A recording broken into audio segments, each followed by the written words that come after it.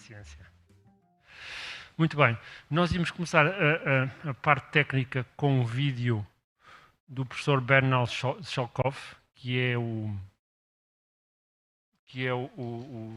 diretor do ELIS, e que nos mandou um vídeo que eu queria que passassem. É possível? Thank you very much for giving me the opportunity to say a few words about the state of AI in Europe and about the ELIS initiative. I'm very happy to do this as a part of this Portuguese conference, which is part of the Portuguese EU presidency, and also in strong support of the Lisbon ELIS unit. I'll say a little bit more about this at the end. But let me first start a little bit going back in history to the year 1958, when the New York Times reported a new machine called the Perceptron in this little article. And the psychologist Frank Rosenblatt demonstrated that the perceptron learns from experience. And he predicted that later perceptrons will be able to recognize people or translate spoken language. And this was the birth of machine learning as we know it today. Now, around the same time, there was another rather revolutionary development taking place, and that was that people understood that computers cannot just compute with numbers, but they can process symbols. And this is the basis of computer science, the way we know it, and it was the starting point of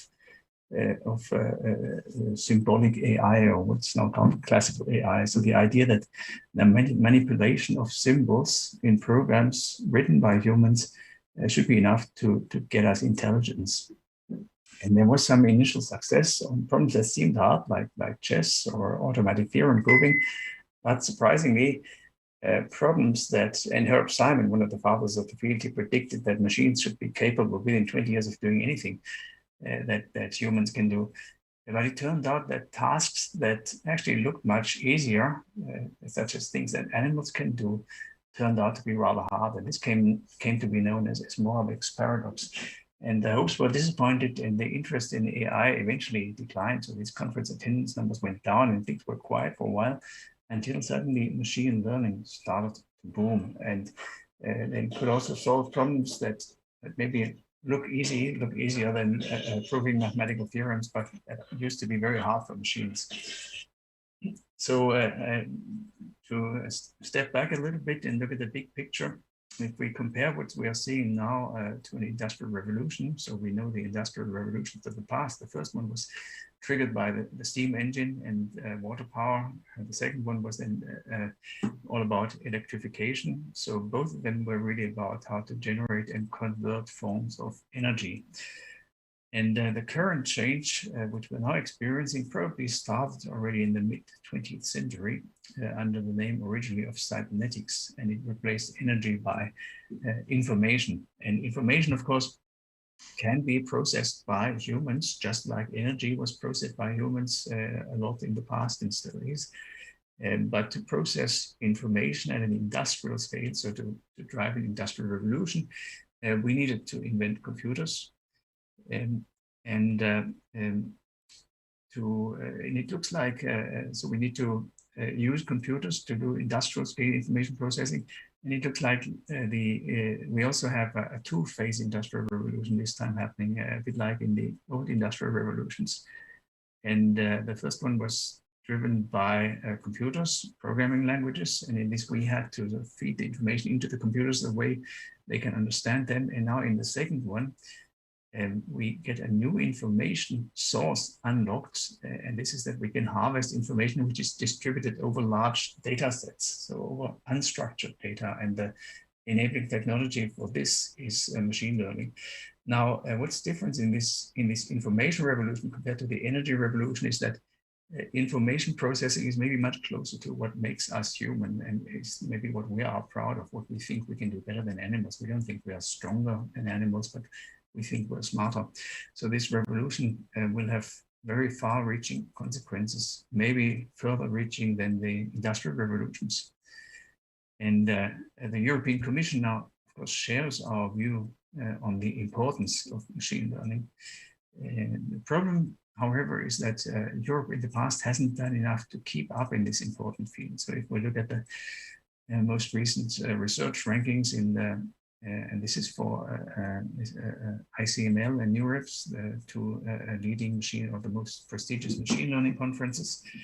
We see that America is way ahead. China is catching up relatively fast, and then the European countries are coming, or some of the European countries are coming. And so that doesn't look so good for Europe. However, if you think of Europe as a joint region working together, then we are suddenly very much a force to be reckoned with, well ahead of China still, and maybe not so much smaller than America compared to when we treat the countries individually. Now, question for us then was, how can Europe become and stay competitive? And we think this is about mostly about the mechanisms to attract and employ the best scientists and engineers. So the first point is really about excellence, because AI is maybe the most exciting field one can study nowadays, and therefore many of the talented young people are trying to move into AI, and we want them to move into AI in Europe. And these talents, of course, they want to work with the best. They use Google to compare worldwide where are the top places, and many of them later on will turn into future leaders themselves. So talent generates talent. The second point here is about creating ecosystems. Our graduates nowadays, they pick their workplace and their study place, not just by what's academically strong, but they are also interested in an ecosystem of academia, that startups and industry labs. And the last one is that we think we can make each such ecosystem stronger by connecting them together and joining forces. And this is what ELIS is about. Now, we built a plan that sort of implements this logic, and it has three pillars. Research programs that bring together the top scientists, then the offerings for young talent, and the regional ecosystems, which is the ELIS sites here. So just very briefly, the programs, this is what we started first. So we put together research programs. Some of them are an application area. Some of them are dealing with a theoretical field. And each of these programs is run by 2 or 3 directors who are top scientists in Europe. And they put together a team of what's called fellows and scholars. By now, it's become quite a distinction to be a fellow or scholar in an ELIS program, and they meet regularly and drive these fields together. And if you look at the statistics, they really are the top people in the field. So each index is a measure of their scientific impact. The second point was the sites. This was, of course, a crucial part of the plans, and maybe the hardest one to start. So at some point we said, let's have a call for ELIS units. So places could apply to build a unit, which is sort of a lab in an existing structure, which would be then part of this European network. And we had some requirements, a certain amount of money that each unit has to invest in their site, and also some contribution to the overall network, and a critical mass of top people in the credible plan how to develop. And so we thought maybe we'll get 5 or 10 applications, but it turned out the response was quite overwhelming. And now after 2 such rounds of applications, we have 30 ELIS units in 14 countries. One of them, the one in Lisbon that we are talking about today.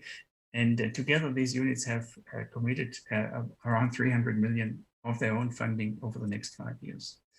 So that was quite impressive. And also in this case, the reviewing all these applications were strictly reviewed.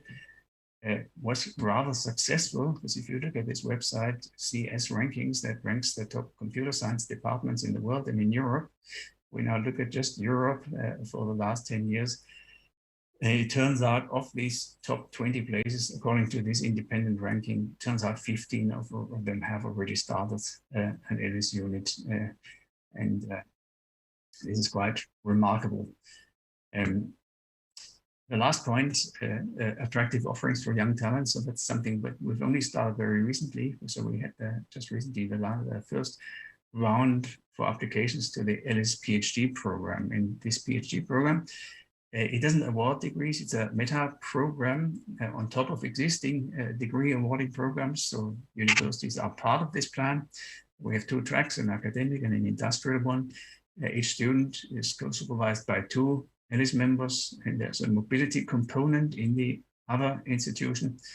And we already in the first round, we had 1,300 applications from 70 nationalities. And the goal is really to become a #1 brand in machine learning. So it's already the case, already in the last round, that for many applicants, the ELIS program was the only place in Europe that they applied to. And it makes it much easier with this diversity of many universities. With this program, the students, they can choose from all the top ELIS scientists participating in the program. So it's actually very good in terms of joint branding. So we've come a long way. I'm not going to go through every point in detail here, but we have big plans. We think if the top places in Europe team up, then we will be able to build a form of a distributed lighthouse through Europe. I think we need this lighthouse in AI research. AI is going to be crucial for our future as a continent. We won't be able to afford having just one lighthouse. We need these centers of excellence in all the countries. Portugal needs such a center of excellence because the Portuguese industry will also be strongly affected by AI. So we need such a distributed lighthouse, and we think we have a good plan and a good track record by now. We know how to build that, and we welcome all your support in that. And we're particularly happy that we have one unit already in Portugal with the Lisbon unit for learning intelligent systems. I've listed the faculty down here. I noticed also the unusual color scheme here, but it's relatively close to the original one. And I'm very much looking forward. It's a pity I can't be with you today. I hope that travel will be possible again soon. And meanwhile, I think we continue building ELIS together. And with that, and with a few quotes from different leaders, I would like to finish my presentation.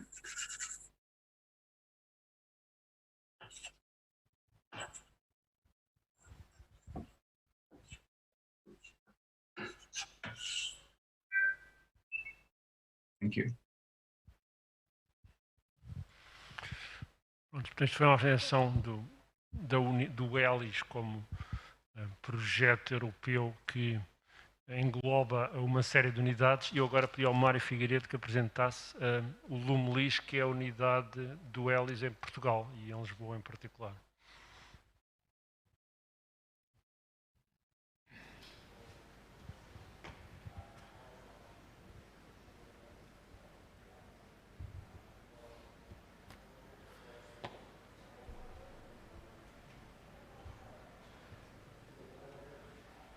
Vê-se bem?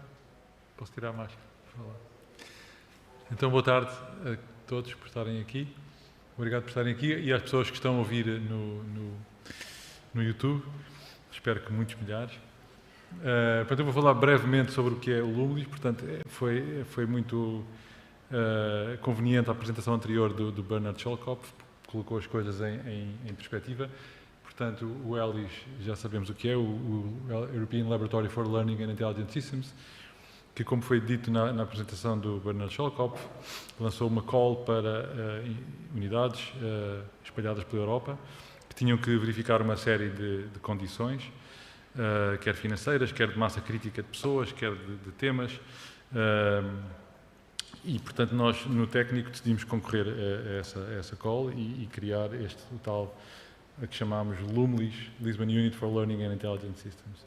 A primeira parte desta apresentação é um bocadinho a falar sobre o técnico, porque foi a apresentação que foi feita para o ELIS, e tem um slide anterior, que é este, que é um bocadinho redundante, porque já tivemos a apresentação do Bernard Scholkopf, portanto já sabem o que é, o ELIS Mission, eu acho que está muito bem resumido nesta frase, é criar uma rede diversa europeia para promover excelência em investigação e advanced breakthroughs in AI, tal como um programa pan-europeu de doutoramentos para educar, para formar a próxima geração de investigadores em AI. E também, obviamente, um dos objetivos do ELIS é, através disto, estimular a economia, o crescimento económico na Europa, através daquilo que daí possa advir das tecnologias de inteligência artificial. Neste momento, as unidades do ELIS que foram aprovadas estão naquela lista. Como vem, está ali Lisboa, a unidade de Lisboa é o LUMLIS. Obviamente, nada impede que venham a haver outras unidades noutras zonas do país. O Porto pode formar uma unidade e concorrer, eventualmente, a qualquer outra universidade, desde que tenha condições para tal. Todas aquelas unidades de ELIS têm naturezas muito diferentes. Algumas são um grupo relativamente grande. Há escolas em que os grupos de Machine Learning são muito grandes, como na ETH em Zurique, por exemplo, ou que criou um instituto de IA especificamente para ser ELIS Units. Outros são, digamos, consórcios de grupos separados que já existiam em diferentes departamentos ou em diferentes estruturas dessas organizações, mas estão todos ligados a universidades. Portanto, o técnico, as pessoas estão aqui conhecem o técnico, quase todas, mais ou menos. Portanto, é a escola número 1 de Engenharia, Ciência e Tecnologia em Portugal. Temos mais de 10 mil estudantes e aproximadamente 800 docentes, um bocadinho menos hoje em dia, o Arlindo corrigirá, já não são 800, são 700 e tal. E é uma escola muito antiga, não é? Tem mais de 100 anos. E a ideia aqui foi, a investigação em inteligência artificial, em machine learning e em robótica e no técnico, está essencialmente, embora haja mais outras coisas, são mais residuais, essencialmente naqueles 3 institutos, que são institutos de investigação associados ao técnico, mas não exclusivamente o técnico, tirando o ISR, é quase exclusivamente o técnico. O INESC-ID tem pessoas de outras escolas, e o Instituto de Telecomunicações talvez ainda é maior, tem um âmbito nacional, mas tem um polo dentro do técnico. Há pessoas que trabalham em AI, ML, em Robotics, nestes 3 institutos, e a ideia do Lumlis foi juntá-las, de alguma forma, para que colaborem e para que deem massa crítica à investigação nesta área e visibilidade internacional, mais visibilidade internacional, já temos alguma, obviamente, no trabalho que se faz nesta área, com um chapéu mais unificado do que simplesmente aparecerem os institutos desta forma um pouco mais segmentada. Obviamente, é sabido também, o técnico tem uma spin-off community muito rica. Há muitas empresas que, de uma forma ou de outra, estão ligadas ao técnico, que contratam muitas pessoas do técnico ou que nasceram de pessoas formadas no técnico. E, portanto, isto era um aspecto muito importante na call para unidades do ELIS, era este aspecto de ligação ao tecido empresarial e para que possa haver impacto económico da investigação e da formação e do desenvolvimento nestas áreas. E, portanto, estão ali algumas, há mais empresas, não são só estas, há mais empresas associadas ao técnico que são chamadas spin-off community. Outro dos highlights da atividade em Machine Learning no técnico é a LXMLS, a Lisbon Machine Learning Summer School, de que nos orgulhamos muito. Está ali o André, que é um dos principais. Eu e o André começámos isto há muitos anos, há 10 anos. Este ano vai para a 11ª edição, se eu não estou enganado, a contar. Já tivemos ao todo, ao longo destes 10 anos, este ano são mais de 200, cerca de 2.000 attendees de todo o mundo. Já tivemos pessoas de todos os continentes, todos os países, países de todos os continentes, não de todos os países do mundo, mas certamente de todos os continentes, desde a Nova Zelândia até a Austrália, até ao Canadá, até aos Estados Unidos, toda a Europa, portanto, de todas as pessoas, de todos os cantos do mundo. E tem suporte financeiro, tem tido ao longo dos anos, continuado da Google, e de vez em quando da Amazon, e de muitas empresas locais, como a Unbabel e a Fidzai e a Farfetch e muitas outras empresas desta área têm suportado o LXMLS. É uma história de sucesso dentro do técnico na área do Machine Learning. A agenda para o Lumlis explica-se num slide. Portanto, o nosso motto é Human Interacting Explainable AI, com 3 pilares. Portanto, há 3 pilares fundamentais que depois vamos ouvir falar um pouco mais à frente. O pilar das Human Language Technologies, que inclui NLP e Speech, portanto, o nome é autoexplicativo. A robótica cognitiva e social, de que a Ana vai falar daqui a bocadinho, muito brevemente. Portanto, tem a ver com aspectos tecnológicos da robótica, como Computer Vision, até mais teóricos, como Reinforcement Learning, como aspectos de rede em que temos pessoas que trabalham. E, finalmente, no pilar da direita, que também obviamente tudo isto tem a ver com Human Interaction, os aspectos ligados à saúde, desde a imagem médica até a biologia computacional. Portanto, são aquilo que nós apresentamos como sendo os 3 pilares. Tudo isto assente em alicerces sólidos, de theory grounded, portanto, machine learning de alta qualidade, portanto, com alicerces teóricos, que seja ao mesmo tempo eficiente e reliable e fiável. Esta é a equipa inicial, que entretanto já foi expandida. Temos pessoas de muitas áreas diferentes, algumas estão aqui hoje. A Ana Paiva está ali, o André Martins está ali, o Arlindo Oliveira está aqui. O Bruno não está, o Bruno está-nos a ver pela televisão, suponho eu. Portanto, há pessoas aqui em muitas áreas diferentes, desde speech, robótica, pessoas com pendor mais teórico, como o João Xavier, que trabalham em otimização, pessoas de robótica, pessoas de aplicações biológicas, como a Susana Vinga, pessoas de redes, de redes complexas, como o Francisco, portanto, eu não vou falar em todos, mas é uma equipa de muita qualidade e que dá cartas a nível internacional nas áreas em que trabalha.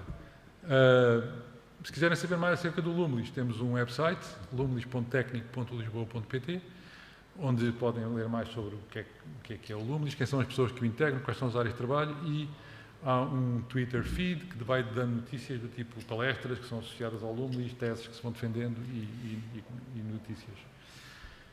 E pronto, deixo com o slide final, quem estiver interessado, quem estiver a ouvir, é fácil de encontrar, Lumlis, basta googlar Lumlis técnico e encontram logo este sítio. Muito obrigado. Muito obrigado, Mário. E agora tínhamos uma série de rápidas apresentações de algumas atividades específicas dentro do Lumlis. Cá começava com o André Martins, que nos fala da parte principalmente de linguagem natural, que é o primeiro pilar.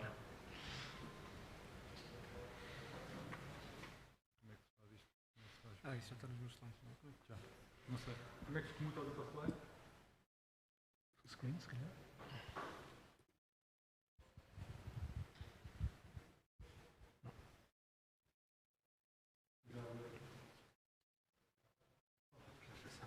Este. Tem PDF? Não. Eu não sei se isto está em PDF. Está em PDF, não está? Tá, então eu vou fazer assim. Vou ter que depois olhar para ali.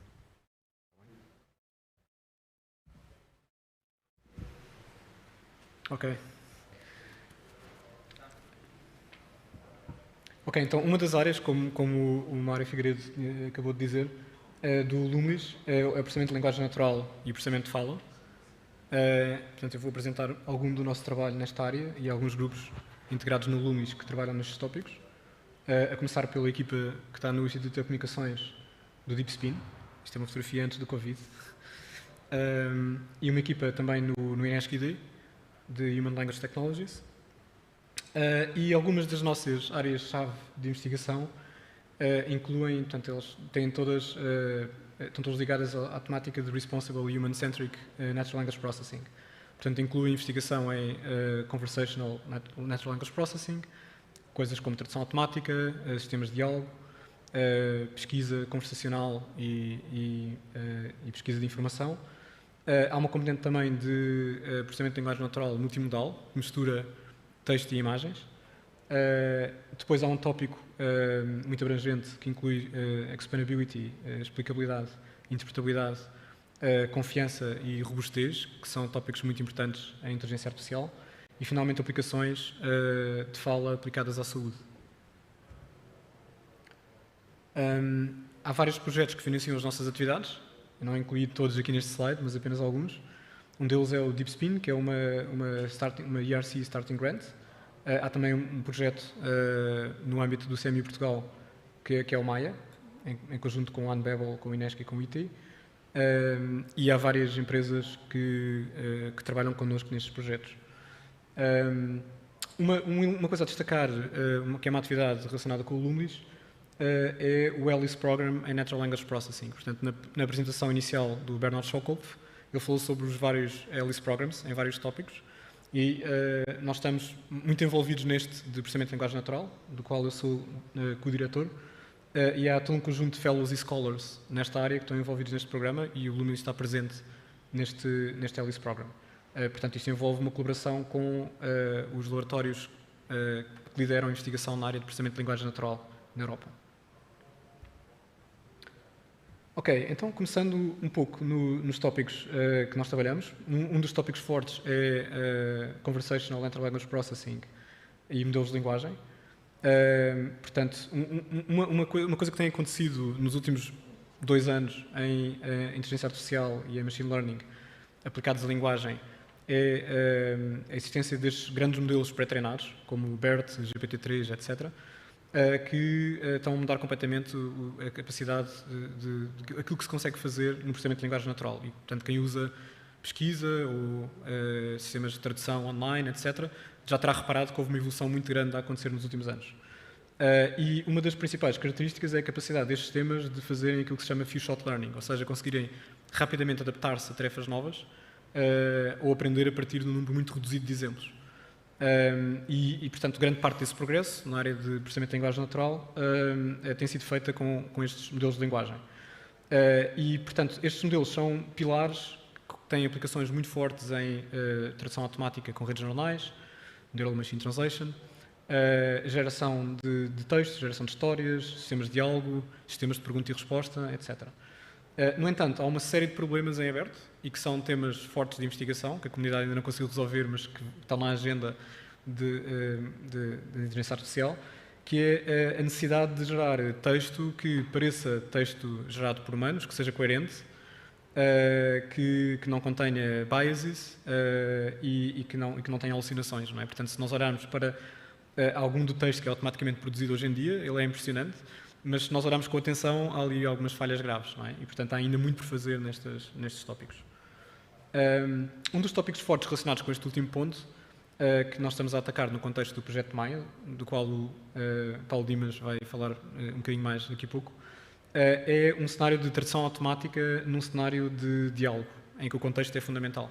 Portanto, neste exemplo, temos aqui uma sessão de serviço de apoio ao cliente, portanto, uma conversa entre um cliente e um agente, em que, portanto, é uma conversa multilingue que a ideia é conseguir acontecer de uma forma completamente seamless, em que o agente fala português, em que o cliente fala português e o agente responde em inglês, mas, portanto, existe tradução nos dois sentidos. E um desafio que existe neste tipo de sistemas é conseguir, portanto, usar o contexto para conseguir inferir a forma certa da palavra que deve ser traduzida. Portanto, neste exemplo, your boss deve ser traduzido para a sua chefe e não o seu chefe, não é? E, portanto, para evitar questões que têm a ver com bias numa das direções, é muito importante olhar para o contexto da conversa e conseguir perceber, desambiguar qual é que é a tradução certa. Isto é só um pequeno exemplo, não é? Existem outras direções que nós estamos a explorar também na área de tradução automática, como a capacidade de fazer tradução automática preditiva envolvendo um utilizador que pode pós-editar potenciais erros de tradução e corrigi-los, e em que o sistema é capaz de fornecer uma shortlist de possibilidades para continuar a frase. Depois, na área de pesquisa conversacional e information retrieval, temos muito trabalho feito pelo Bruno Martins, no INESC, e que tem usado também alguns desses sistemas que eu tenho estado a falar, BERT, Transformers, etc., para conseguir fazer pesquisa de informação. Há também algum trabalho, eu vou saltar aqui este slide para não estar a tomar muito tempo, mas há algum trabalho feito pelo nosso grupo em geração de texto, usando técnicas state of the art. E depois a área de explainability é uma das quais eu gostaria de destacar. Portanto, é neste momento uma peça fundamental que ainda falta nos sistemas de inteligência artificial e que é crucial para haver uma interação saudável entre inteligência artificial e humanos, não é? Porque na realidade quem vai usar os sistemas de inteligência artificial são humanos e, portanto, é importante que se consiga perceber porque é que um sistema toma uma determinada decisão.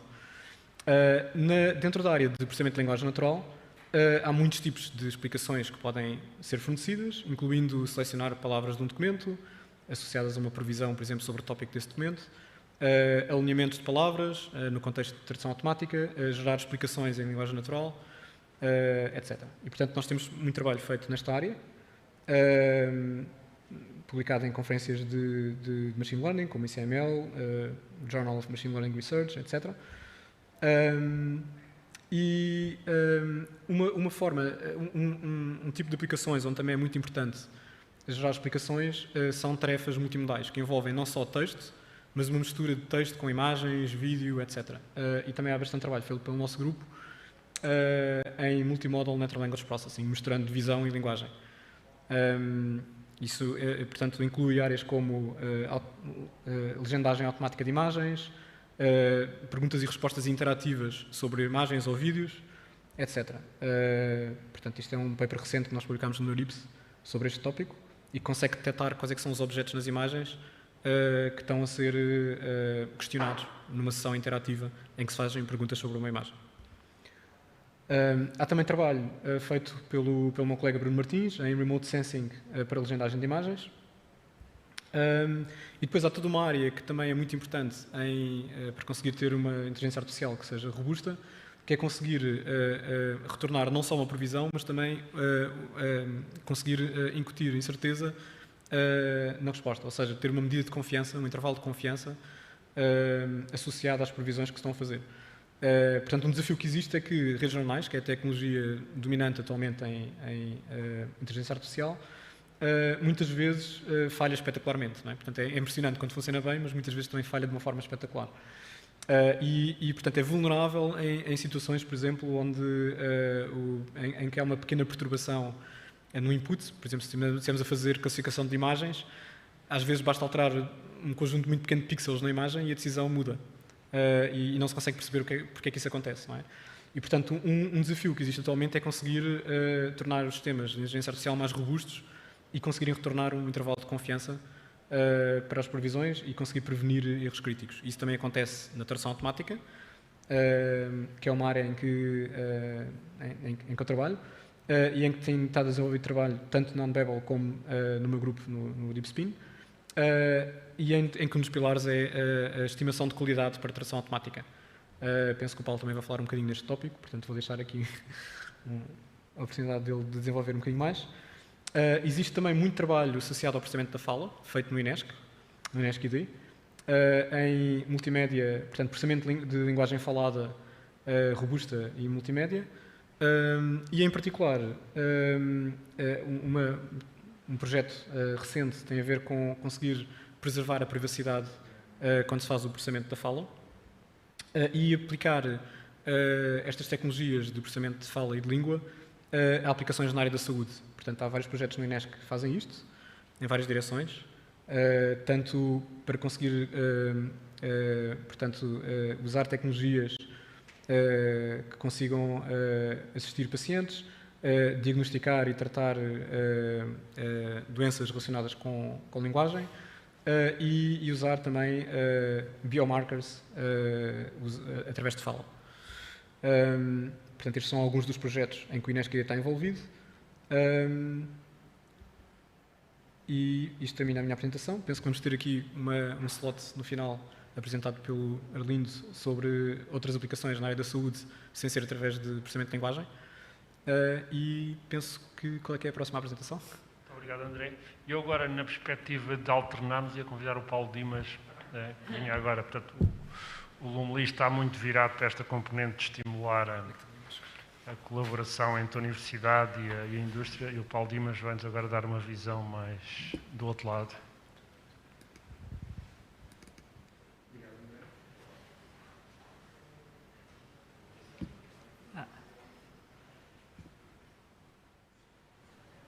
Mas não é esta, não é esta a apresentação, é preciso, esta era da manhã. A sua é qual? Qual é que é a sua? É, Paulo Dimas, é a que diz Lumlis. Entre lá em cima, no... Sim.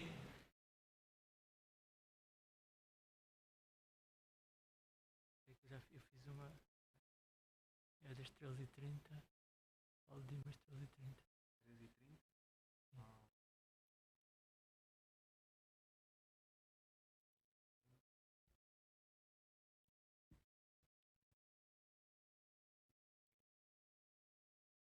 Exatamente.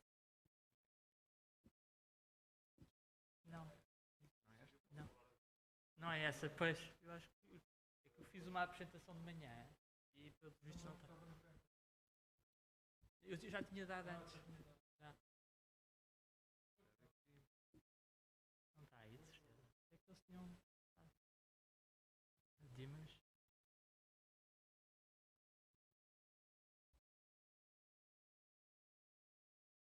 Baralhado. Não foi duas? Não. Então faz. Olha, o seu colega vem e eu vou lá em cima. Mas não estavam aí duas Dimas, não? Não. Ok. Era na... Ok, está bem. Eu vou lá assim. Então, se calhar desafiava, pode ser o Pedro. Avanças.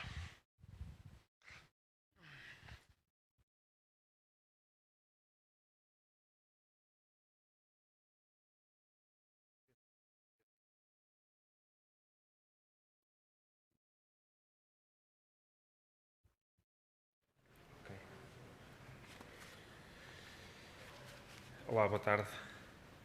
Pediram para fazer uma apresentação em 5 minutos, isso que eu vou tentar fazer, 5 minutos da importância de AI na indústria.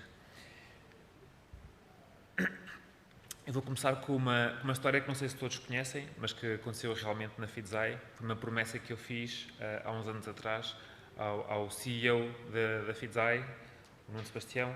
Na altura, foi a altura que nós decidimos: podemos investir mais nesta área ou mais naquela área, mais em telcos ou mais em detecção de fraude. A Fidzai era uma empresa muito pequena, estávamos a decidir qual era o vertical que íamos atacar.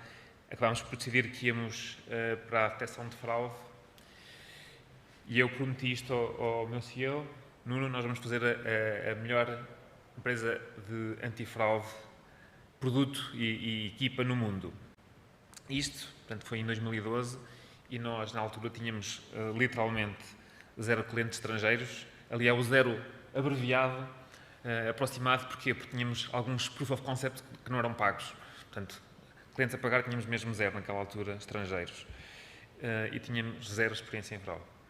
Okay? Mas naquela altura decidimos: isto é o mercado que nós queremos, detecção de fraude, porque nos parecia que era grande e que nós tínhamos as competências para isso.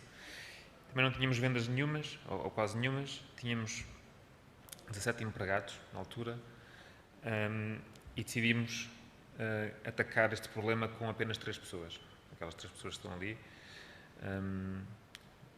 Agora, o pessoal ali do meio é o António Alegria, que neste momento está na OutSystems. E aquilo é um bocado como estar aqui no meio da rua e dizer: vou escalar o Monte Everest num instante, sem nunca ter feito alpinismo. Como é que se chega lá? Chega-se lá com 2 maneiras. Uma é pensar nesta frase que para mim tem sido uma frase que tem guiado a investigação que nós fazemos e a iteração que nós fazemos na empresa. A parte das pessoas faz um overestimate daquilo que consegue fazer num ano, mas um underestimate do que consegue fazer em 10 anos. Isto parece um bocado genérico, a gente já ouviu esta frase, mas eu quero pôr-vos isto de uma maneira que vocês não se vão esquecer nunca mais. Isto são os telefones verdadeiros, os mais vendidos do mundo em 2006 e em 2016. Portanto, o Nokia 1610 e o iPhone 7. 10 anos separam estes 2 produtos. O telefone da esquerda é aquilo, telefone de 4 megapixels, ecrã minúsculo, basicamente faz chamadas, manda SMS, mais nada. O telefone da direita não é um telefone, é um supercomputador. Não é? Tem tudo e mais alguma coisa em termos de hardware, tem não sei quantas câmaras, vídeo, reconhecimento de voz, Wi-Fi, CPUs, GPUs, quad-cores, enfim, é uma coisa... Fingerprint Recognition. Se alguém vos descrevesse o iPhone 7 em 2006, parecia tipo ficção científica, mas foram apenas 10 anos e quase não parece. Portanto, em geral, eu acho que nós precisamos ter objetivos ambiciosos e tempo para lá chegar, mas precisamos ter objetivos ambiciosos. E outra coisa que nós precisamos ter é algo disruptive, algo que consiga realmente fazer a diferença. Existe uma verdade conhecida que é software is eating the world, e neste momento a grande verdade que está a mudar o mundo é AI is eating software. E eu acho que neste momento, mais do que qualquer outra força no mundo, um AI aplicado é algo extraordinariamente poderoso. No entanto, há que ter um cuidado, que é, para realmente mudar o mundo, fazer uma coisa diferente, é preciso pensar no problema até às últimas consequências. Por exemplo, quando se fala de Explainable AI, nós trabalhamos em Explainable AI na Fidzai há muitos anos, temos um grupo de FATEC, Fairness, Accountability, Transparency and Ethics, há 2 anos, mas já estávamos a trabalhar em explicações ainda antes de termos esse grupo. E muitas vezes fala-se em Explainability, mas nem se identifica primeiro a persona. Mas quem é a persona que estamos a explicar? É o cliente final, é o data scientist, é o regulador, é o fraud analyst. Portanto, e é só quando a pessoa começa a ficar cada vez mais perto do problema e a resolver aquele problema, e o subproblema que está a seguir, e o problema que está a seguir a esse problema, é que uma pessoa realmente começa a ver o potencial de como é que pode mudar o mundo. Por exemplo, outro problema que nós vimos em Explainable AI adequado ao nosso mundo, que nunca é abordado em tema nenhum, nunca vi em nenhum artigo, é o cansaço da pessoa com as explicações. Por exemplo, eu se estiver a dar explicações produzidas por Lime, que é um state of the art de explicações, ou considerado state of the art em explicações baseadas em features, um analista de fraude vê a explicação do Lime e diz: ok, isto parece fraude porque isto diz que muitas transações em poucos minutos. Depois vê outra transação a seguir e diz: isto diz que é fraude porque muitas transações em poucos minutos. Ele diz: mesma explicação, estranho. E depois vê outra transação e diz: isto é fraude porque muitas transações em poucos minutos. Ao fim da quarta ou quinta explicação idêntica, o analista começa a dar pontapés no computador e diz: está variado. Isto não funciona, está sempre a dizer a mesma coisa. Ou seja, quando se vai para o mundo real, há este tipo de subtilezas que é, qual é que é o mindset do analista em relação ao modelo? Como é que a sua trustworthiness varia ao longo do tempo, baseado no que está a acontecer, tanto no modelo como nos dados? Como é que uma pessoa nova a chegar lida com a explicação? Como é que a mesma pessoa, ao fim de 2 horas, lida com a explicação? O que é que acontece no dia seguinte? E nós vemos que isto muda. A mesma pessoa, se eu fizer um A/B testing da mesma pessoa com os mesmos dados, não tem os mesmos resultados. Há um cansaço da explicação, uma falta de confiança da explicação. Portanto, eu acho que AI é algo que para nós foi uma coisa completamente disruptiva. Nós conseguimos passar de uma empresa, como vocês viram, com 0 vendas e 0 conhecimento em fraude, e o que nós fizemos foi, nós aplicámos isto até à última consequência. Nós não vamos deixar o problema, vamos atacar todo o problema e todo o subproblema e o sub-subproblema e conseguir realmente fazer a diferença e separar o trigo do joio do que é publicação científica que foi publicado porque entrou no iClear, no KDD, e o que é que realmente faz a diferença no mundo real. Mas com persistência e com tempo, eu acho que realmente a AI moderno consegue mudar o mundo. E era só isso que eu tinha para vocês hoje. Muito obrigado, Pedro. Gosto de Ravana Paiva, Calando.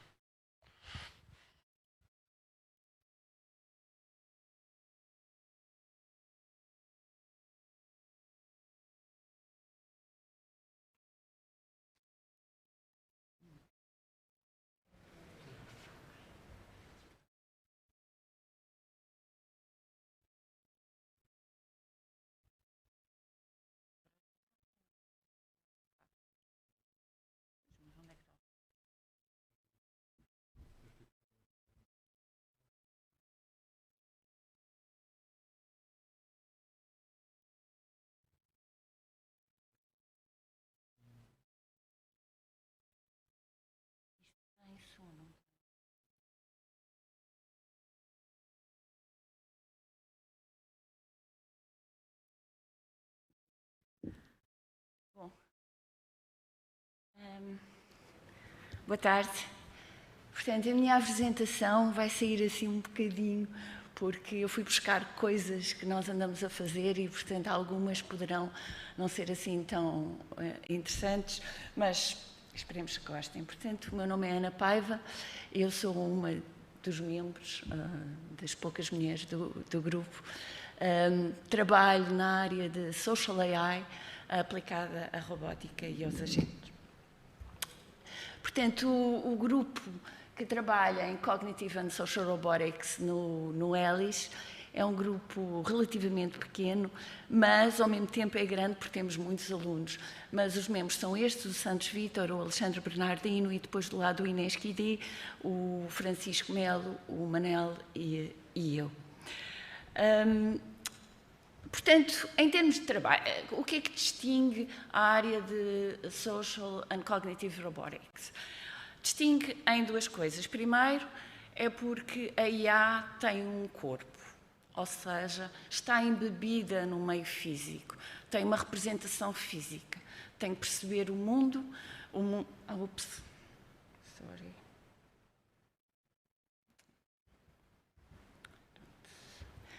tem que perceber o mundo, tem que interagir com o mundo e, portanto, tem que aprender com o ambiente, com o mundo e melhorar as suas interações. No grupo destes vários investigadores, há muito trabalho na área com drones, em particular para supervisão e surveillance de florestas, olhar para critical infrastructure, para recursos e tentar monitorizar os recursos humanos de forma... Aqui está, já estou a perceber. De forma a melhorar a interação destes recursos. E isto é trabalho em colaboração com a Air Force, com a TechEver, Critical Software e outras empresas. Mas nós também trabalhamos, o grupo também trabalha em IA para robôs humanoides e robôs que interagem com pessoas. E para tal tem que aprender com o mundo. Em particular tem que aprender acerca de si próprio, como... Quem trabalha com Maxi tem que... Portanto, aqui o robô está a aprender a coordenação visual e motora e a fazer esta ligação, porque está a aprender sobre si próprio, pode aprender sobre objetos do mundo e, portanto, aprender a interagir com o mundo e com os objetos que está, e as affordances, ou o que é que um objeto, eu com os óculos posso pôr os óculos na minha cara, mas também posso agarrar e bater em alguém, não é? Portanto, o que é que eu consigo fazer com os objetos do mundo e qual é o resultado das ações que eu faço com esses objetos no mundo. E depois posso também aprender sobre tarefas. Neste caso, o robô está a aprender a limpar e, portanto, o resultado da minha ação vai ter uma alteração no mundo. Portanto, toda a IA precisa de perceber, portanto, ter sensores, apanhar o que está a acontecer no mundo e responder e agir no mundo. E esse tipo de comportamento pode ser aprendido. Mas pode ser aprendido como? Através de reforço, interagindo com o mundo, mas também pode ser aprendido através de interação com os humanos. E, portanto, o que eu vou falar aqui na minha talk é um bocadinho sobre como é que eu consigo criar robôs que não só aprendem do ambiente, mas também aprendem com pessoas, de forma a poderem operar num contexto em que eles são seguros, são justos, são confiantes e que, portanto, permitem aos humanos, quando interagem com eles, uma determinada confiança na interação. E vou-vos apresentar alguns dos projetos nesta área. Alguns deles podem procurar nas páginas do GAIPS ou mesmo do ISR. Portanto, mas porquê esta área de aprender com os humanos? Primeiro porque a IA e a Machine Learning, nós tentamos replicar o conhecimento ou tentamos replicar a forma como os humanos agem, raciocínio e aprendem. E, portanto, é importante, de alguma forma, olhar para a forma como os humanos aprendem e pôr os robôs a aprenderem com os humanos. Depois, porque a IA, a robótica e a Machine Learning é desenvolvida para os humanos, não é? Para melhorarmos a eficácia dos humanos. Por outro lado, nós queremos que eles interagem, que a IA seja capaz de interagir com os humanos de uma forma natural e inspirada na forma como nós interagimos uns com os outros. E, portanto, tem que aprender com pessoas.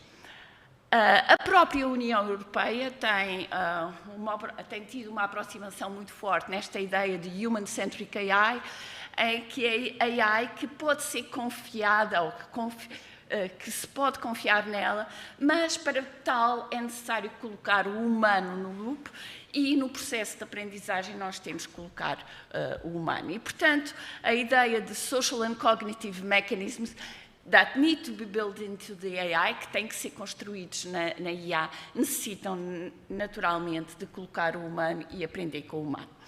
E um dos grandes problemas de aprender com os humanos é datasets, não é? porque há muitos dados sobre o ambiente, mas há poucos dados sobre como é que as pessoas interagem, como é que as pessoas falam umas com as outras, num ambiente normal, não é? E, portanto, muito do trabalho que anda a ser feito é, de facto, ir buscar dados e criar datasets para depois usar no processo de aprendizagem. Portanto, este é um trabalho do ISR em que, para fazer a antecipação de ações, foi colecionado um dataset obtido com motion capture, da forma como as pessoas fazem gaze e da forma como as pessoas interagem umas com as outras para depois fazer o processo de aprendizagem e foco de atenção. Um outro projeto, e este é um projeto que eu estive envolvido, é o projeto Emote, em que nós queríamos colocar um robô e crianças a aprender um contexto de desenvolvimento sustentável num jogo, e para tal, o que é que fizemos? Tivemos que colecionar, tivemos que criar datasets de interações sociais e fizemos isso de duas maneiras, através de mock-up studies, que são estudos em que colocamos as pessoas ao barulho, a fazer o jogo ou a interagir e gravamos tudo, anotamos e depois esses dados são usados para criar uma interface e depois criar o processo de aprendizagem. A outra forma de obter dados é aquilo que nós chamamos de Wizard of Oz Studies, que são estudos em que nós colocamos um agente ou colocamos um robô que está a ser controlado, como se fosse um puppet, não é? Está a ser controlado por um humano, e depois colocamos o humano a controlar aquilo tudo e vamos colecionando os dados todos, de maneira a que depois conseguimos usar os dados da forma como o humano controlou o tal robô ou o tal agente para gerar a IA ou para gerar a machine learning.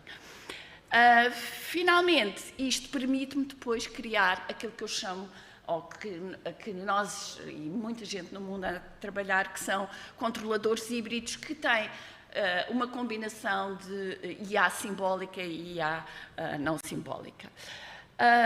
Só mais aqui um exemplo em que aqui neste caso as crianças aprendem com o robô, ensinando o robô, e para tal tivemos que dotar o robô da capacidade de aprender a escrever para o robô aprender com a criança e depois a criança aprende a escrever ensinando o robô. E finalmente, o último exemplo que eu vos queria mostrar é um projeto grande, um projeto financiado pela FCT, em que nós fomos obter dados num centro de idosos, da forma como eles interagem a jogar às cartas, e depois criámos um robô que joga as cartas, ou melhor, à sueca. Okay. Who doesn't enjoy playing card games? Oh! Ho, ho, ho. What if a robot could autonomously play a card game with you?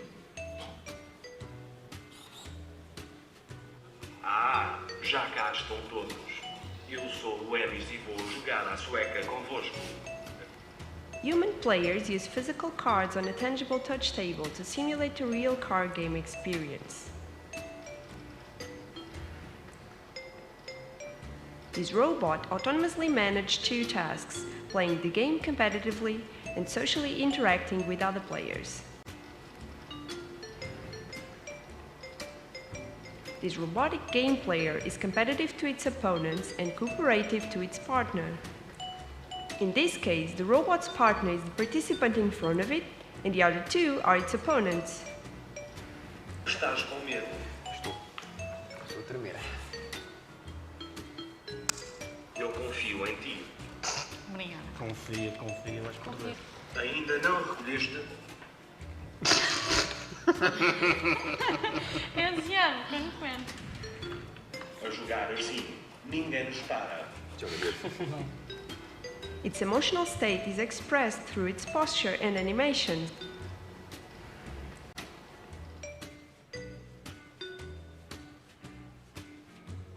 Parece que perdemos desta vez. Mas foi por muito pouco, 5 pontos. Participants answer the robot when it talks to them Estou a jogar. Ah, é? Ena, soma 15 pontos. Ai, gosto dele, logo os pontos. And they also engage in a conversation spontaneously. É melhor ver o meu jogo. Vês? Ai, vamos vencer isto, Emi. Ganha, já? Pá, ganho. Não, falta. Ora bem, mais 2 vitórias para nós.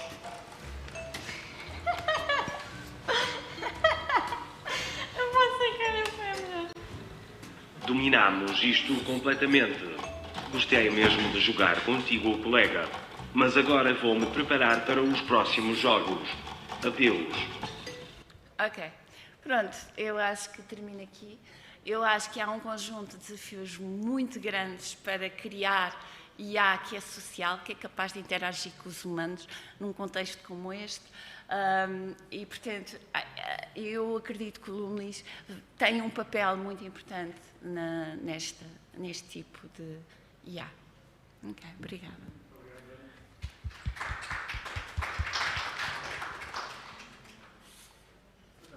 Obrigado pela apresentação. Queria só perguntar se, a nível de inteligência artificial que interage com o mundo, Obrigado. Queria só perguntar se, a nível de inteligência artificial que interage com o mundo, é importante nós termos controle total e sermos nós a construir estes robôs, ou se robôs como o trabalho da Boston Dynamics, que já tem uma API para interagir com o mundo, se são úteis a nível de investigação, para desenvolver, ou seja, modelos de AI, mas a interação com o mundo já está pré-feita. A interação com o mundo é muito complexa, portanto, se vamos usar robôs que já têm a interação com o mundo é muito complexa, portanto, todo o processo de visão, de localização é extremamente complicado. Portanto, se há APIs que nos permitem e que nos ajudam nesse processo, nós usamos sempre. Portanto, não sei se responde a sua pergunta. Então, por exemplo, para o Instituto de Sistemas e Robóticas faria sentido, ou seja, por exemplo, este robô aqui também é... Este é da SoftBank Robotics. Exato, ou seja, este tipo de robôs que já tem grande parte do trabalho feito é sempre muito... Tem uma partezinha do trabalho feito. Depois as cenários e depois, pronto, tá. Mesmo, por exemplo, com este, nós tivemos que fazer muita percepção para detectar pessoas, porque estamos num grupo, nós não conseguimos detectar várias pessoas, não conseguimos ver o que é que está a acontecer aquela pessoa ou aquela. Portanto, mesmo a API serve, mas é limitada, obviamente. Pronto, obrigado. Nada, obrigada. Muito obrigado, Ana. Agora desafiava o Paulo Dimas. Sim, já estão aos slides. Um bocadinho de sorte. Tão magicamente já apareceu a apresentação. Um bocadinho imprevisível.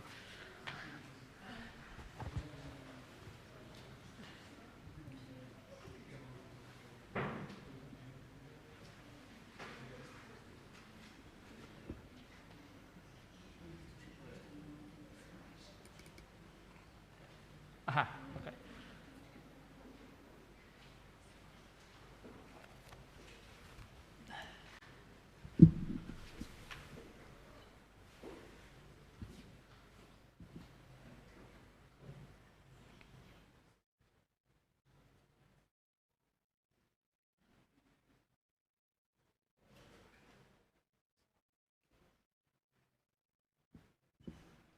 Como é que se põe no PowerPoint do PC o slide? Estou perdido, isto tem demasiados botões. Eu tinha o rato deste lado e uma daquele. Não consigo encontrar o botão. F5, ok. Então vá, já estamos um bocadinho adiantados na hora, portanto eu se calhar vou acelerar um bocadinho. Tenho aqui um conjunto de slides, mas não sei se vou gastar o tempo todo de vida em cada um deles. Ok, então só para vos dar um bocadinho de contexto em relação à Anne-Babel, portanto isto é uma fotografia da Anne-Babel num apartamento ao pé do Técnico em 2015 e pronto, estão ali os fundadores da Anne-Babel e portanto a Anne-Babel de facto nasceu muito próxima do Técnico e passado no ano seguinte está aqui o Paulo e o André nos Santos Populares o João ali, o Vasco, enfim. Este era o grupo inicial. Então, nós juntámos a Unbabel quando a Unbabel eram 12 pessoas. Entretanto, a Unbabel cresceu. Estamos aqui, eu estou ali, o André está ali atrás. E agora a Unbabel em 2020 é assim, portanto... e agora pergunto, onde é que está o André? Alguém consegue descobrir? Ok, estive a ver, está ali. Ok, então qual é a missão da Unbabel? A missão da Unbabel é criar, digamos, uma infraestrutura à escala global comparável à infraestrutura que foi criada para cloud computing pela Amazon, na Content Delivery pela Cloudflare, Payments pela Stripe. Portanto, essa infraestrutura à escala planetária falta e a nossa missão é, de facto, construí-la. Porquê é que não existe uma infraestrutura ao nível das outras para a linguagem? Okay? E, portanto, nós chamamos a isto foi um termo cunhado por um tipo da Wired, que é Building the World's Translation Layer. Okay? Portanto, é o que nós estamos a fazer. E nós estamos a construir este layer, controlando todo o stack, todo este stack que vocês veem aqui, desde AI até à integração do produto em plataformas de CRMs e outros sistemas. E, portanto, temos todos os passos desta pipeline, o que nos dá acesso a muitos dados, à geração de muitos dados. Assim, de uma forma muito in a nutshell, como é que a Unbabel funciona. Eu gosto sempre de buscar estes slides muito antigos, mas que ilustram em 30 segundos como é que a Unbabel funciona. Portanto, nós recebemos um texto para ser traduzido, portanto, só trabalhamos com texto. Nesta altura, esse texto é traduzido por Machine Translation. Nós aplicamos World Level Quality Estimation Technology, que é vencedora de prémios todos os anos. O André tem liderado essa equipa.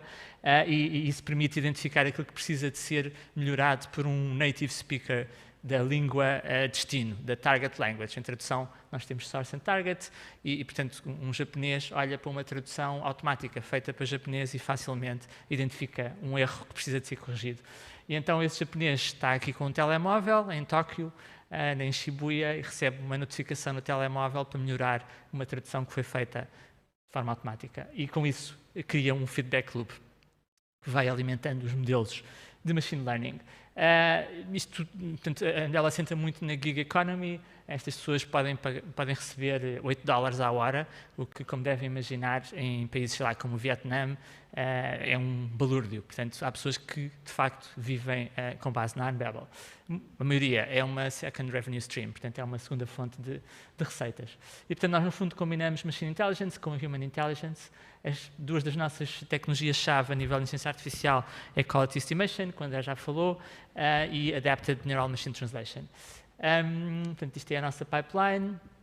E aqui temos aquilo que se chama em AI, o AI Product Cycle. No fundo, temos um ciclo que continuamente gera dados e que vai melhorando os modelos, tanto de Quality Estimation como de tradução. E isto é graças à nossa comunidade de native speakers.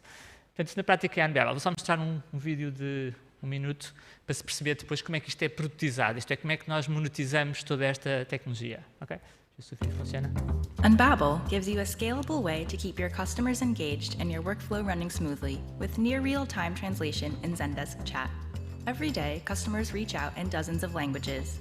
Take Lucia here, who speaks German. You don't need an entire team of German speakers to give customers like her great support. With Unbabel, your agents will automatically receive inbound messages in their preferred language. There's no need to improvise or copy and paste a translation, which means they can start responding to Lucia right away and answer her questions as quickly as possible. Unbabel combines AI and a global community of translators to ensure your customers get native quality replies in seconds. In fact, quality and speed are so high that your customers will never guess they're speaking to a non-native agent. The only thing your customers will see is helpful responses in their native language. Unbabel makes your support more efficient and your customers happier with fully scalable, always-on multilingual support. Who said language had to be a barrier?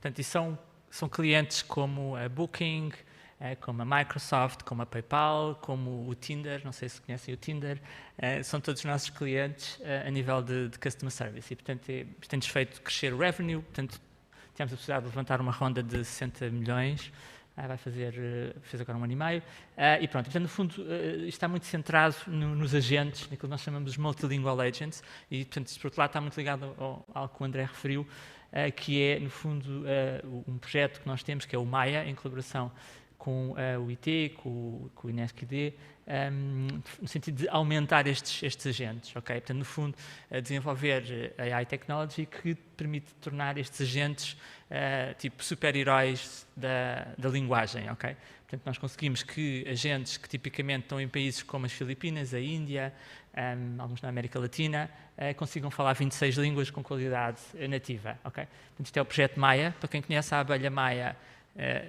portanto, nós inspirámos-nos na abelha Maya, mas isto é de uma geração que não é de agora, se calhar é da nossa, de alguns que estão aqui. Pronto, e então existe uma série de tecnologias-chave no Maya, que vão desde sentimento análise, que está a ser desenvolvido pelo INESC. Portanto, isto é um projeto muito em colaboração com centros de investigação, desde Context-Aware Translation, que o André mostrou um exemplo, Conversational Quality Estimation, perceber se a conversa entre o agente e o cliente está com a qualidade de vida. Portanto, isto tudo são tecnologias que se complementam e que só são possíveis de desenvolver a esta escala em parceria com grupos de investigação. E, portanto, nós, no fundo, o que estamos a criar, isto foi um termo que surgiu no outro dia, que é o Super Polyglot Agent, que é uma pessoa ser capaz de falar 26 línguas com qualidade nativa. E, portanto, estes são os parceiros do Maya, que acho que é um excelente exemplo de colaboração. Temos a Universidade de Carnegie Mellon, também o grupo lá da LTI, Graham Newbig, que está a colaborar connosco, graças ao programa CMU Portugal.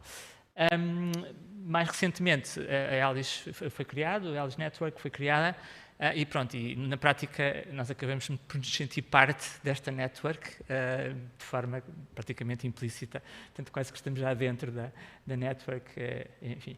Ok, what's next? O que é que vem a seguir? Portanto, a nossa missão é construir o The World's Translation Layer, como eu vos falei no início, e então o que é que vem a seguir, quais é que são os nossos desafios, o que é que nós estamos, para onde é que nós estamos a olhar agora? Portanto, na prática, nós estamos a olhar de uma forma muito simples para, de facto, expandir aquilo que já fizemos em Customer Service, que é onde nós somos líderes mundiais, para outros use cases. Okay? E-commerce é um use case que está já a seguir, nós vamos atacar, e mais à frente queremos também atacar health, e portanto isto liga-se a outras iniciativas que também estão em curso, e portanto isto no fundo vem aqui neste eixo, que é o eixo da complexidade deste tipo de conteúdos. Portanto, à medida que nós nos aproximamos da direita, as dificuldades de tradução são maiores, mas também o mercado é maior. Portanto, eu posso dizer, por exemplo, que a maior empresa de tradução do mundo gera 80% do seu revenue em tradução de conteúdos para farma, ok? Portanto, 500 milhões de dólares. Portanto, é um mercado muito relevante para nós. Mas também tem novos desafios. E este é um exemplo que eu acho que é delicioso, porque se forem a ler com atenção, percebem o bias que está aqui, não é? Portanto, isto é um exemplo que muitas vezes é referido, mas portanto, quando se fala para um sistema de tradução automática de doutor, ele normalmente traduz por, ou para outro, doctor, ele normalmente traduz por doutor, mas quando é nurse, já traduz por enfermeira, ok? Portanto, enfim, isto toca num tema que está muito no nosso roadmap, que o André também referiu e que tem muito a ver também com o trabalho que está a ser feito a nível da explainability, que é a questão da responsible AI, que o Pedro, enfim, é um dos nossos campeões cá em Portugal nesta área. E pronto, e nós estamos muito a olhar, e portanto que é um tema que nós achamos que do ponto de vista de produto, eu sou uma pessoa de produto, enfim, toda a minha vida tem sido criar novos produtos, e eu acho que no futuro todos os produtos de AI vão ter uma componente de responsible AI, e portanto as pessoas vão de facto optar por comprar esses produtos, assim como hoje em dia, por exemplo, a minha filha vai a um restaurante vegan porque tem preocupações com o planeta e tudo isso. E, portanto, eu acho que estamos a entrar nessa era e, portanto, isto é um desafio muito grande a nível da AI, porque, de facto, questões de explainability e tudo isso são questões que não estão resolvidas. E pronto, essencialmente, é isso que eu vos queria falar.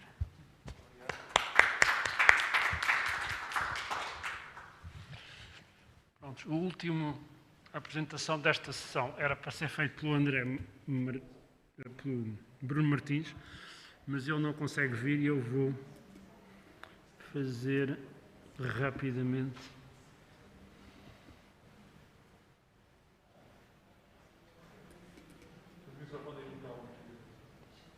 Desculpa? Sim, sim.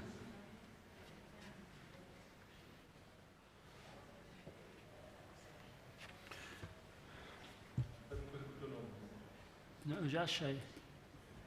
É preciso carregar aqui numa tecla mágica qualquer, não é? É o F15? F5.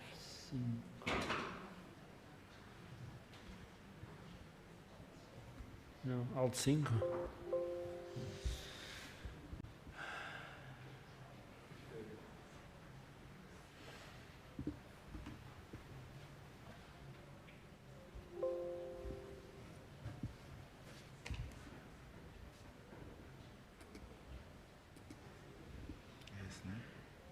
Carolina Oliveira.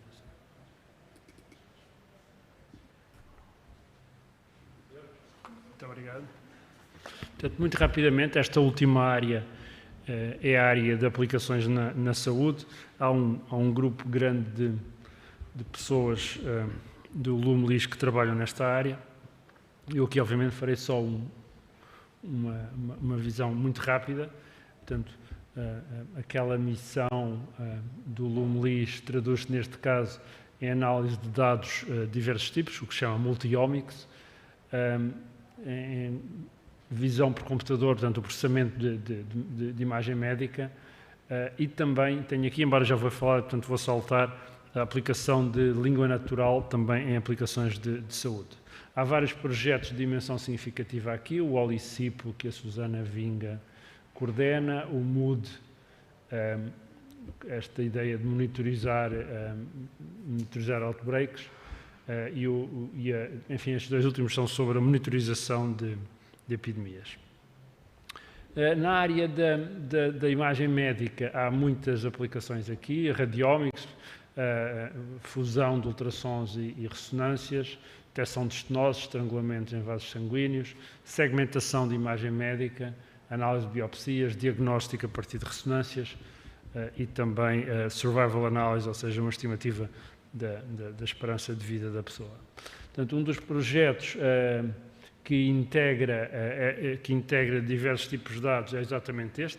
Portanto, a ideia aqui é integrar dados clínicos e genéticos no sentido de determinar os diagnósticos de forma mais precisa e também os tratamentos de forma mais precisa. Portanto, esta ideia da medicina personalizada ou da medicina de precisão, que conhecendo melhor as características genéticas de cada pessoa e as suas características de história clínica, podemos determinar o melhor tratamento ou a melhor abordagem, não só ao tratamento de doenças, mas também à preservação da saúde.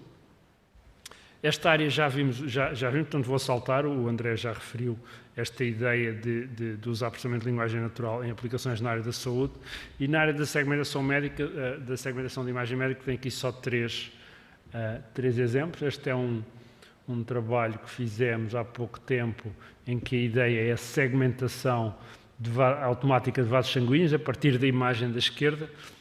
Pode parecer uma coisa relativamente simples, mas é realmente complexo, porque não basta olhar para a cor nem para a continuidade. O ground truth é o resultado que foi rotulado por especialistas, por cardiologistas. Depois, a segmentação automática com aquela efficient UNet++. Depois, o enhanced ground truth, onde o cardiologista, partindo da imagem segmentada automaticamente, melhora a segmentação original. Depois é usada para treinar numa segunda iteração, neste caso uma Efficient UNet++, e os resultados são bastante bons no sentido em que conseguimos fazer, de facto, uma segmentação bastante comparável na prática à segmentação humana, e depois é muito útil em várias coisas, não só para determinar estenoses, mas também para guiar em tempo real cirurgias. Outra área também de segmentação de imagem médica é Bone Marrow Segmentation. Este é um trabalho do Mário Figueiredo, onde também se usam redes neuronais profundas. Como disse o André, é a tecnologia mais ou menos de escolha neste momento para a maior parte dos trabalhos em imagem médica ou não. Este trabalho tem a curiosidade que foi escolhido para a capa da revista onde saiu há pouco tempo, ano passado. E finalmente, acho que este é o último que tenho, é a ideia de antecipar, fazer o diagnóstico de AVCs, ou seja, de qual a região afetada no AVC no futuro. Portanto, temos o AVC, a zona afetada no cérebro por a ressonância na altura da admissão do paciente no hospital, e a ideia é para ver qual é o impacto daí a 3 meses no futuro, e nós participámos numa competição internacional e curiosamente ganhámos o primeiro lugar nesta previsão, que é muito importante porque permite antecipar o tipo de deficiência que a pessoa vai ficar sujeita quando sofre um AVC. Portanto, consegue-se antecipar na área da hospitalização ou prever melhor que consequências, em particular há uma escala de 0 a 5, onde até ao 2 a pessoa é autónoma e a partir do 3 já não tem autonomia e, portanto, é importante antecipar este tipo. Portanto, temos aqui uma série de trabalhos, é só aqui alguns exemplos, há muitos trabalhos de aplicação de inteligência artificial e de machine learning na área da imagem médica, e para as pessoas que estão a ver no YouTube ou aqui, teremos disponíveis se equipas quiserem aprofundar este tipo de trabalhos. Com isto, completamos a apresentação das áreas de trabalho do LUMLIS e também de empresas que têm colaborado com o LUMLIS, neste caso aqui a Unbabel e a FIDSAI, e agradeço a presença dos convidados. E terminação, acho que se alguém tiver uma pergunta, não sei se temos hipótese de fazer perguntas via YouTube ou pessoalmente, mas estamos disponíveis, eu e os outros apresentadores, para responder. Pelo YouTube não costumamos ter, não há mecanismo para perguntas, para o YouTube não, portanto é unidirecional. Sendo assim, agradeço a vossa presença e terminamos aqui. Muito obrigado pela vossa deslocação aqui à fila.